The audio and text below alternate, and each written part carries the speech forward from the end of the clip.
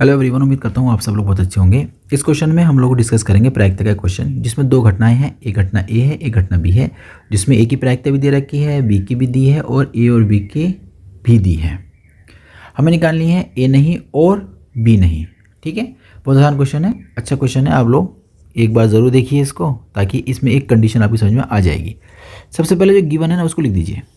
दिया गया है कि आपको ए की प्रायिकता दी गई है, वो आप नोट कर दीजिए। बी की प्रायिकता भी आपको दी गई है, वो भी आप नोट कर दीजिए। आपको ए और बी की, इंटरसेक्शन का मतलब और होता है, ए और बी की प्रायिकता भी दी गई है, वो भी आप नोट कर दीजिए। ठीक है, एक तो आप ये वर्ड समझ गए होंगे कि इंटरसेक्शन का मतलब और होता है। आओ आप समझते हैं हमें किसकी प्रायिकता ज्ञात करनी है। क्वेश्चन ने कहा है ए नहीं की और बी नहीं।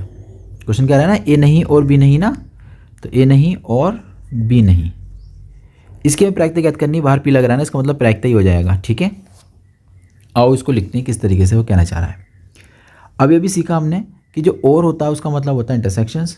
तो यानी कि ए नहीं का मतलब हो गया ए का डैश, और इंटरसेक्शंस बी नहीं का मतलब हो जाएगा बी का डैश।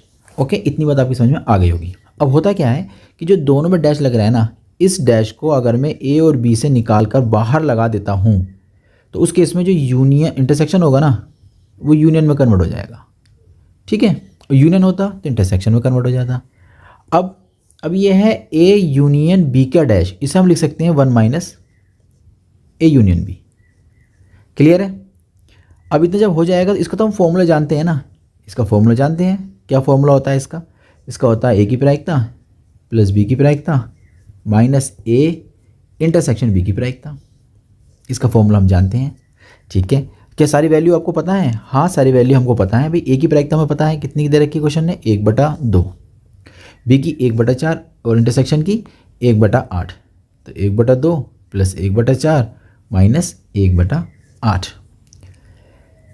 इसको हम लोग सोल्व कर लेते हैं। 1 माइनस एलसीएम लेंगे तो हमारे पास एलसीएम 8 आ जाएगा। यहाँ बनेगा आपके पास 4 + 2 - 1, और ऊपर बन जाएगा आपके पास कितना, 6 में से एक जाएगा तो मिलेगा आपको 5/8 हो गया।